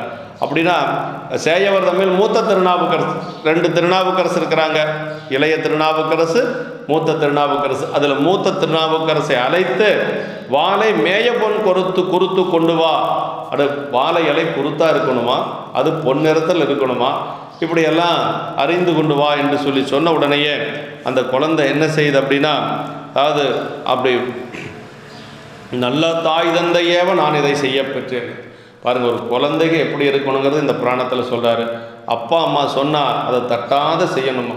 அந்த குழந்தை சொல்லுது பாருங்கள், நான் நல்ல தாய் தந்தையேவ இதை நான் செய்ய பெற்றேன், இந்த மாதிரி ஒரு தாய் தந்தை சொல்லி நான் இதை செய்யப்பட்டேன் என்று சொல்லி ஒல்லையில் விரைந்து தோட்டத்து உள்புகு, அப்படி வேகமாக சென்று அந்த தோட்டத்திலே, வீட்டுக்கு அருகில் இருக்கக்கூடிய தோட்டத்திலே சென்று அந்த வாளை மல்லளம் குறுத்த ஈரும் பொழுதினில் வாளரா ஒன்று அல்லலுற்று அலுங்கிச்சோர் அங்கையில் தீன்றிற்றென்றேன். ஒரு நல்ல நாகப்பாம்பு ஒன்று அந்த வாளை குறுத்தை அறுக்கின்ற பொழுது அந்த குழந்தையை தீண்டு விடுகிறது. அப்படி தீண்டு விடுகின்ற பொழுது அந்த குழந்தைக்கு தெரிஞ்சிருச்சு, நம்ம சீக்கிரமாக நம்மளுடைய உயிர் போயிருன்னு தெரியுது. ஆனாலும் கூட அந்த குழந்தை என்ன நினைக்குது அப்படின்னா, கொய்தையை குறுத்தை சென்று கொடுப்பன் என்று ஓடி வந்தான். அப்படி எப்படியாவது இந்த வாழை குறுத்தை கொண்டு என்னுடைய தாயிடத்திலே கொடுத்து விடுவேன் என்று சொல்லி வேகமாக அந்த குழந்தை வருதுங்க. அந்த குழந்தையினுடைய வேகத்தை பற்றி சேக்கிழார் பெருமான் சொல்லுகின்ற பொழுது விஷத்தினுடைய வேகத்தை விட அந்த குழந்தை வேகமாக வந்துதான். சேக்கிழார் பெருமான் சொல்றார், பொருந்திய விட வேகத்தில் பொதுவான் வேகம் முந்த. இந்த விட வேகத்தை விட அந்த குழந்தை வேகம் முந்திருச்சான். அப்படி வேகம் முந்த வருந்தியே அணையும் பொழுது மாசுனம் கவர்ந்தது யாருக்கும் அருந்தவர் அமுது செய்ய தாழ்க்கையான் அறையேன். பாருங்க, உயிர் போகிற நிலைமையில கூட அந்த குழந்தை என்ன நினைச்சிருக்குதுன்னா, வந்திருக்கக்கூடிய பெரியவர் அமுது செய்வதற்கு நான் காலதாமதம் செய்ய மாட்டேன் என்று சொல்லி அப்படியே திருந்திய கருத்தினோடும் செருமனை சென்று புக்கான் அப்படின்னாரு. அப்படி வீட்டுக்கு போயிருச்சு அந்த குழந்தை. அந்த விடம் வேகமாக தலைக்கு ஏறிக்கொண்டு இருக்கிறது. அப்படியே கொண்டு போய் தன்னுடைய தாயின் இடத்திலே அந்த குருத்தை படி மேலே வைக்கிறார் அந்த குழந்தை. மூத்த திருநாவுக்கரசு அப்படியே இறந்து விடுகிறது. சேக்கிழார் பெருமான் சொல்றார், வருகல குருத்தை தாயார் பால் வைத்து படிமேல் வீழ்ந்தான் அப்படின்னு. அப்படியே அம்மா கிட்ட அந்த குருத்தை கொடுத்துட்டு அந்த குழந்தை படி மேலே விழுந்து அப்படியே வீழ்ந்து விட்டது. பரிகள குருத்தை தாயார் பால் வைத்து எப்படியே அம்மா கிட்ட கொண்டே கொடுத்துட்டார். வாழை குருத்தை கொண்டே அம்மா கிட்ட கொடுத்துட்டு அந்த உள்ளுக்குள்ளே கூட போகலையா, அந்த படி மேலே அப்படியே விழுந்து இறந்து விட்டது அந்த குழந்தை. அதற்கு பிறகு கொஞ்சம் கூட இந்த மாதிரி நடந்ததுனால அவங்களுக்கு ஏதாவது மன வருத்தமானா, குழந்தை இருந்ததுக்கு மன வருத்தம் இருக்கத்தான் செய்யும் இல்லைங்களா. அதாவது நாயன்மார்களாக இருந்தாலும் கூட தன்னுடைய குழந்தை மீது அன்போடு தான் இருந்திருப்பாங்க. அதான் உலக நிலை அன்பு காணப்படினும் சிவனடிமை திற செயல் கேட்டு இடையூறாக நில்லாமையோடு அதனால் அடிப்பட்டு துணையாயும் நின்றது என்று சொல்லி, அதாவது உலக இயல்புல அந்த பாசம் இருக்கும். ஆனால் சிவனடிமை திறம் அங்கு நிற்கின்ற பொழுது அதெல்லாம் நீங்கிருமா. அதான் எப்படி அவங்க 2 பேரும் மீண்டும் அந்த பணியை செஞ்சாங்கன்னா, துளங்குதல் இன்றி தொண்டர் அமுது செய்வதற்கு சொல்வார்கள். துளங்குதல்னா கொஞ்சம் கூட மன வருத்தம் இல்லாமல் ஆயிடுச்சு, ஆனாலும் வந்த பெரியவருக்கு அமுது படைக்கணும் என்று சொல்லி 2 பேரும் அடுத்த வேலையை, அமுது படைக்கக்கூடிய வேலையை பார்க்குறாங்க. அப்படி பார்க்கின்ற பொழுது அப்படியே, அதாவது இவை அனைத்துமே சிவனடிமை தரத்தில் நிகழ்ந்தது.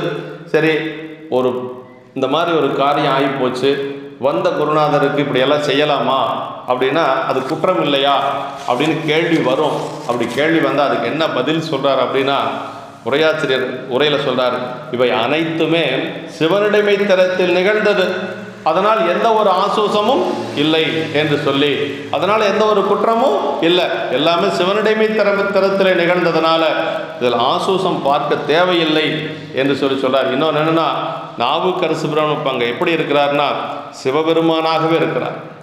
7ஆம் சூத்திரம் என்ன சொல்லுதுன்னா, யாவையும் சூனியம் சத்ததிர் ஆகலின் சத்தே அறியாது அசத்து இலது அறியாது இருதலன் அறிவுள்ளது இரண்டால் ஆன்மா என்று சொல்வது 7ஆம் சூத்திரம். அதாவது சத்தின் முன்பாக உலகப் பொருள் எதுவும் நிற்காது. இப்போ நாவுக்கரசு பெருமான் அங்கே சத்தா இருக்கிறார், எல்லாமே சூனியமாயிரும். அதான் யாவையும் சூனியம் சத்ததிர் என்று சொல்லி நமக்கு அந்த இடத்துல நாவுக்கரசு பெருமான் முன்பாக இந்த ஆசுசம் என்று சொல்லக்கூடிய இதெல்லாம் இந்த தீட்டு என்று சொல்லக்கூடியதெல்லாம் எதுவும் அங்கே நிற்காது என்று சொல்கிறார். அடியார் உணவு உண்டால் குடி முழுதும் உய்வடையும் என்று சொல்லி இதில் சொல்கிறாருங்க. அப்படியே அந்த குழந்தையை பாயில சுருட்டி ஒரு ஓரத்தில் வைத்து கொண்டு 2 பெருமக்களும் அமுதெல்லாம் தயார் செய்து கொண்டு நாவுக்கரசு பெருமானிடத்தில் வருகின்றார்கள். அப்படி நாவுக்கரசு பெருமானத்தில் வேகமாக வர்றாங்க. அப்படி வேகமாக கழிது அமுது செய்ய காலம் தாழ்கின்றது என்றே அடிசிலும் கரியும் எல்லாம் அழகுற அணைய வைத்து படியில் சீர் தொண்டனார் முன் பணிந்து எழுந்து அமுது செய்து எம் குடிமுழுது உய்யக்கொள்வேர் என்று அவர் கூற கேட்டனர். அதாவது 2 பேரும் என்ன சொன்னாங்கன்னா, அப்படியே படியில் சீர் தொண்டனார் முன் பணிந்து எழுந்து என்ன சொன்னாங்க, அமுது செய்து எம் குடிமுழுது உய்யக்கொள்வீர் அப்படின்னாங்க. அப்படின்னா ஒரு சிவனடியார் செய்த ஒரு சிவ உண்மையும் 26 தலைமுறைகளுக்கும் ஓய்வு கிடைக்குமா அப்படின்னு சொன்னாங்க. மூவேல் சுற்றம் முரணொரு நரகடை ஆளாமை அருள் அரசே போற்றினார். மூவேல் சுற்றம்னா மூவேல் 21 தலைமுறை நாம் செய்த சிவபுண்ணிய செயல்கள் 21 தலைமுறை காப்பாற்றும். அதனால் அந்த இறந்து போன குழந்தையும் சேற்றுப்ப உய்வடைய போகுது. அந்த குழந்தை மீண்டும் உயிர் பெற்று பெருமான் திருவடி அடைய போகுது. அதனால் அதான் சொல்லாருங்க. அப்படி குடிமுழுது அமுது செய்து எம் குடிமுழுது உய்யக்கொள்வீர். இப்போ அடியாருக்கு அன்னம்பாலிப்பு செய்கிறது அவ்வளவு சிறப்பு. ஒரு அடியாருக்கு அன்னம்பாலிப்பு செஞ்சோன்னா அத்தனை சிறப்புகள் இருக்கிறது. அதனால தான் நம்முடைய திருமந்திரத்தில் வந்து தண்டரு சிந்தை தபோதனர் தாம் மகிழ்ந்து உண்டது 3 புவனமும் உண்டது அப்படிங்கிறார். ஒரு அடியாருக்கு நாம் உணவு கொடுப்பது 3 உலகங்களில் இருக்கக்கூடிய அத்துணை உயிர்களும் உண்டதற்கு சமம் என்று சொல்லுகிறார். அதே மாதிரி அகரம் ஆயிரம் அந்தனருக்கு ஈகிலேன் சிகரம் ஆயிரம் செய்து முடிக்கலேன் பகரும் ஞானி பகலும் பணத்துக்கு நிகரில்லை என்பது நிச்சயம் தானே என்று சொல்லி ஒரு ஞானியர்கள் உணவுட்கொள்வது அவ்வளவு சிறப்பு என்று சொல்லப்படுகிறது.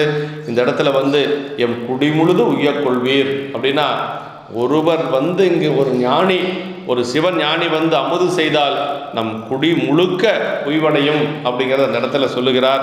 அப்படி சொன்ன உடனேயே நாவுக்கரசு பெருமான் என்ன செய்கிறார் அப்படின்னா, அமுது எடுப்பதற்கு முன்பாக வீட்டில் இருக்கக்கூடிய எல்லாத்தையும் அழைத்து திருநீர் கொடுக்கறது ஒரு வழக்குண்டு.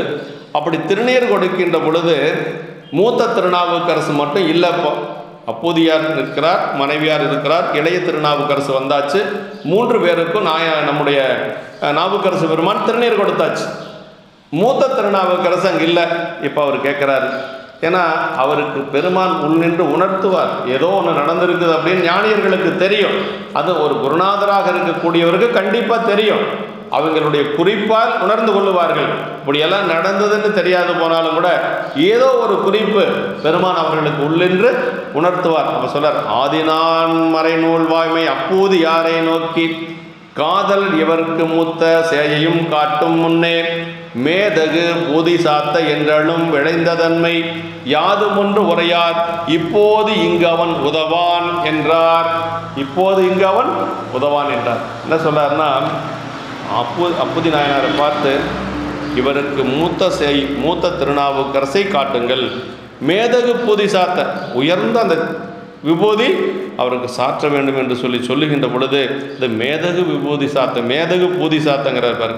அப்போ அவர் ஒன்றும் அவரால் சொல்ல முடியல.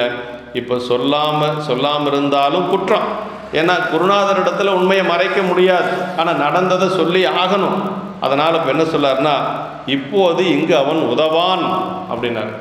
அப்படின்னா அப்போ சொன்ன உடனே அவர் வந்து இவ்வுரை பொறாது என் உள்ளம்னார். நீங்கள் ஏதோ ஒன்று இருக்கு, இந்த மாதிரி வந்து உரை சொல்லுவது எனக்கு இது மகிழ்ச்சி இல்லை என்று சொல்லி அவர் வந்து பொறாது என்று சொல்லி இதற்கு வந்து மேலும் நீங்கள் வந்து மெய்விரித்து உரைய வேண்டும் என்று சொல்லி இவ்வுரை பொறாது என் உள்ளம் என் செய்தான் இதற்கொன்று உண்டால் மெய்விரித்து உரையும் என விளம்புவார் விதிர்ப்புற்று அஞ்சு என்று சொல்லி அப்படியே நீங்கள் நடந்ததை சொல்லணும் என்று சொல்லி அங்கு சொல்லுகின்ற பொழுது அப்படியே அவர் அஞ்சி அவர் வந்து பயந்து போய் பெரியவர் அமுது செய்யும் பேர் இது பிழைக்க என்னோ வருவது, பெரியவர் அமுது செய்வதற்கு இது இடையூறாக ஆய்விடுமோ என்று சொல்லி மாதவர் வினவ வாய்மை தெளிவுற உரைக்க வேண்டும் சீலத்தால் சிந்தை நொந்து பறிவுடு வணங்கி மைந்தர் குற்றது பகர்ந்தார் என்றே சொல்லி நடந்ததை என்ன நடந்ததோ அதை அப்படியே இப்பொழுது விரித்து சொல்லிவிடுகிறார் நம்முடைய அப்புதி நாயனார்.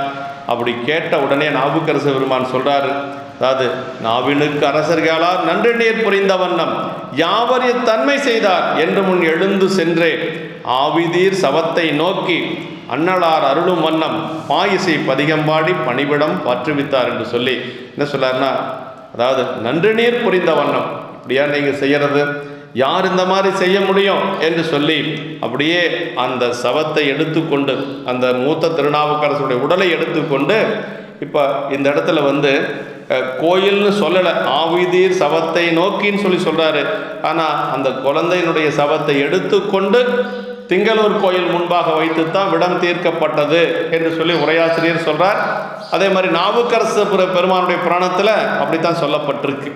அதனால் வந்து இந்த விஷம் நீக்கியது என்று சொல்லுவது வீட்டில் நீக்கலை, அதை விஷம் நீக்கப்பட்ட இடம் எது என்று சொன்னால் ஆலயத்தில் தான் அந்த விஷம் நீக்கப்பட்டது என்று சொல்கிறாருங்க. அன்றவர்கள் மறைத்தனுக்கு அளவிருந்த கருணையராய் கொன்றை நரும் சடையார்தம் கோயிலின் முன் கொணர்வித்து நாவுக்கரசருடைய புராணத்தில் சொல்றார், கோயிலின் முன் கொணர்வித்தே ஒன்றுகொலாம் எனப்பதிகம் எடுத்துடையான் சீர்பாட பிண்டை விடம் நீங்கி போய் பிள்ளை உணர்ந்து எழுந்திருந்தான் என்று சொல்லி அது நாவுக்கரசு பெருமான் புராணத்தில் கோயிலில் கொண்டு போய்த்தான் விடம் நீக்கியது ஒன்றுகளாம் என்று சொல்லக்கூடிய அந்த பதிகத்தை பாடி அந்த விஷம் நீக்கப்பட்டது என்று சொல்லி நமக்கு அங்கே சொல்லப்பட்டிருக்கிறது. இங்கு சொல்லலினாலும் நம்ம அதை எடுத்துக்கொள்ள வேண்டும் என்று சொல்லி இப்படி திருக்கோயில் முன்பு கொண்டு போய் அந்த விடம் நீக்கப்படுகிற பதிகம் பாடி அந்த விடம் நீக்கப்பட்டது.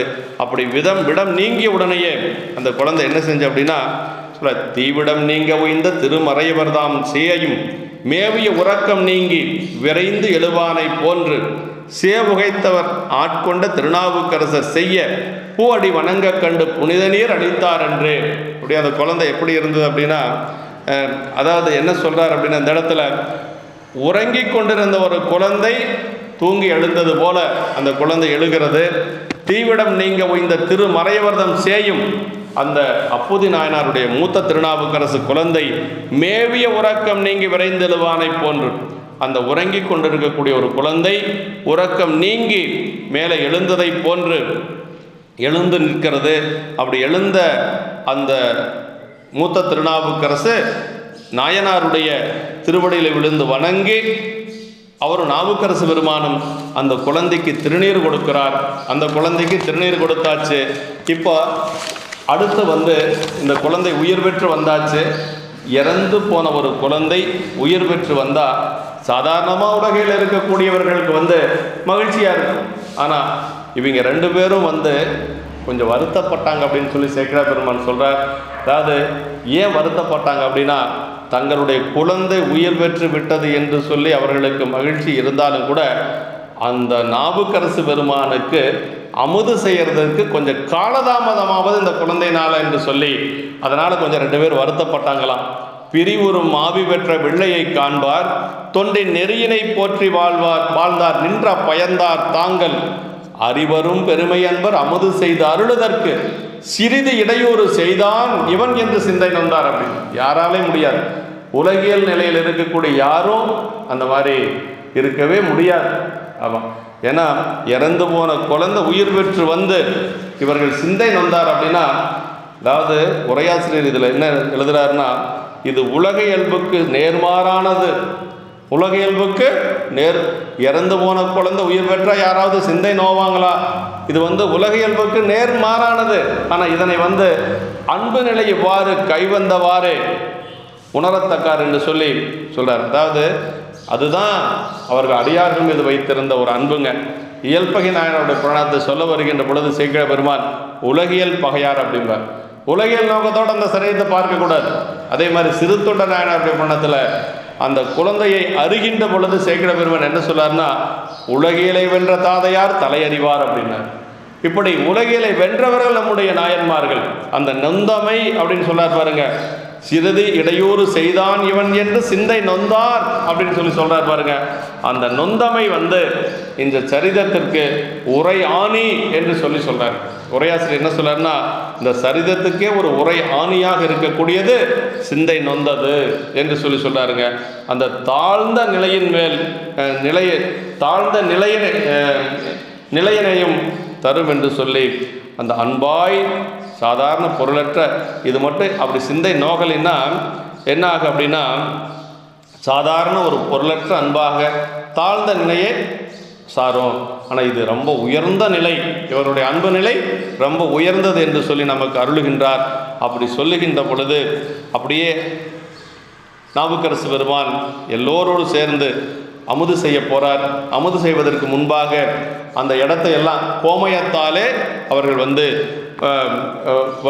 நீக்குகிறார்கள், எல்லாம் நல்லா சுத்தப்படுத்துகிறார்கள். அதான் சொல்றார், புகழ்ந்த கோமயத்து நீரால் பூமியை பொலிய நீவி திகழ்ந்தவான் சுதையும் போக்கி சிறப்புடை தீபமேற்றி நிகழ்ந்த கதலை நீண்ட குருத்தினை விரித்து நீரால் மகிழ்ந்துடன் விளக்கி ஈர்வாய் வலம்பெற மரபின் வைத்தார் என்று சொல்லி, அதுவும் இந்த இடத்துல அந்த இடத்தையெல்லாம் கோமயம் கொண்டு அந்த இடத்தையெல்லாம் பசுஞ்சாணம் இதெல்லாம் கொண்டு தூய்மைப்படுத்தி அப்புறம் சிறப்புடை தீபமேற்றி நல்ல தூப தீபங்கள் எல்லாம் ஏற்றி அந்த வாழை குருத்தை அது எப்படி போடணுங்கிறத கூட சேக்கிழார் பெருமான் நமக்கு சொல்றார்.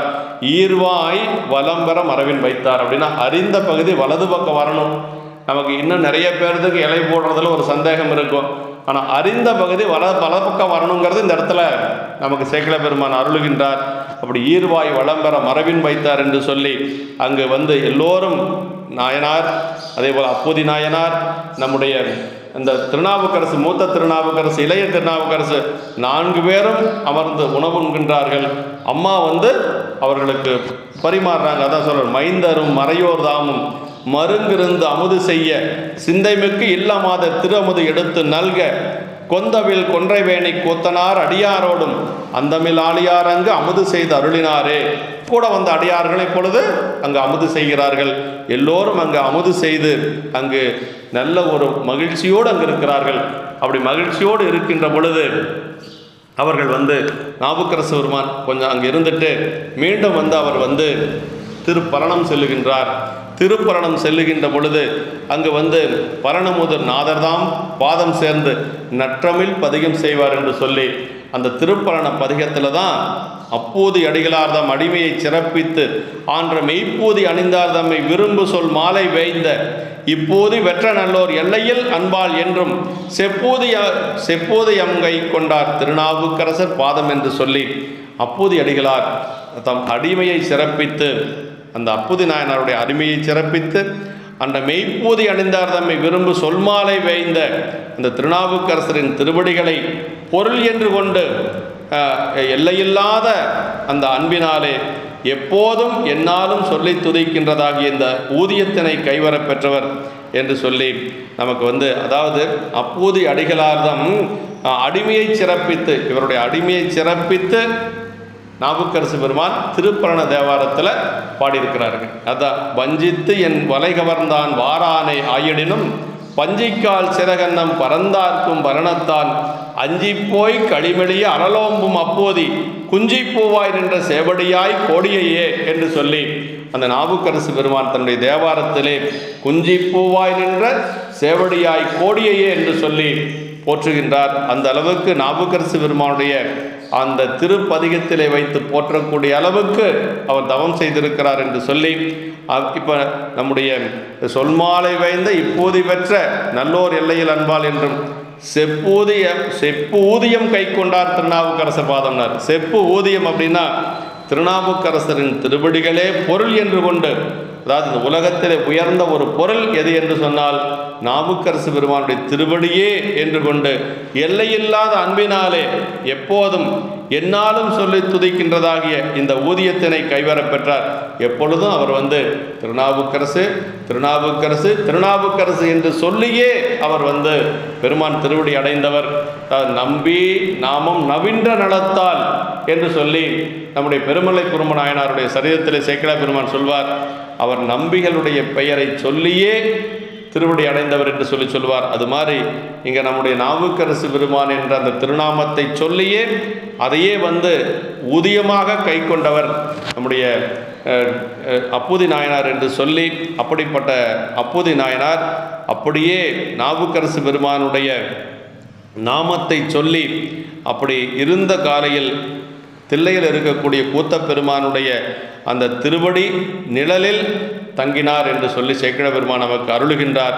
இவ்வகை அரசின் நாமம் ஏத்தி எப்பொருளும் நாளும் அருந்தவர் பொன் தாலே என உணர்ந்து அடைவார் செல்லும் செவ்விய நெறியது ஆக திருத்தில்லை மன்றுளாடும் நவ்வியம் கண்ணால் பங்கர் நற்களல் நன்னினாரே என்று சொல்லி அவர் பெருமான் திருவடி அடைகின்ற வரைக்கும் எப்பொருளும் நாளும் அருந்தவர் பொத்தாலே என்று சொல்லி எப்பொருளும் நாளும் அவருடைய திருவடிகளே பொன் போன்ற திருவடிகளே என்று சொல்லி உணர்ந்து அவர் தில்லையில் இருக்கக்கூடிய கூத்த பெருமானுடைய திருவடி நிழலை அடைந்தார் என்று சொல்லி நமக்கு நாவுக்கரசு பெருமானுடைய திருச்சரிதத்தை, நம்முடைய தெய்வ சேக்கிழார் பெருமான் அப்போதி நாயனாருடைய திருச்சரிதத்தை சேக்கிழார் பெருமான் நாவுக்கரசருடைய திருவடியை வணங்கி அவர் பெற்ற அந்த நிலையினை நமக்கு எடுத்து விளக்கி இருக்கிறார் என்று சொல்லி நம்முடைய நாவுக்கரசு பெருமான் அப்போதி நாயனாருடைய திருவடி தாமர்களை மனமொழி வைகளாலே வணங்கி நம்முடைய குருமுகா சன்னிதானங்களுடைய பொன்னார் திருவடி தாமர்களை மீண்டும் ஒரு முறை வணங்கி அமைகின்றோம். என்றும் இன்பம் பெருகும் முயல்வினால் ஒன்று காதலித்து உள்ளமும் மங்கிட மன்றுளார் அடியாரவர் வான்புகள் நின்றதெங்கும் நிலவி உலகலாம்.